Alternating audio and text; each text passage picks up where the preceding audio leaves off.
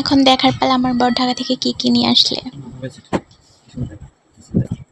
সুন্দরী আছে, লাল পাওনি তো খয়েরি কালার আর পাতা কালার পাওনি, এইগুলো পাতা কালার বেশি ভালো লাগে। হ্যাঁ এই তো বাটি বিরিয়ানি, পাতা কালার বেশি সুন্দর লাগে।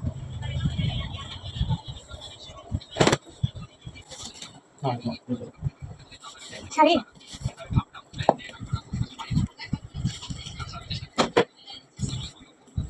মিষ্টি মিষ্টি কালার না?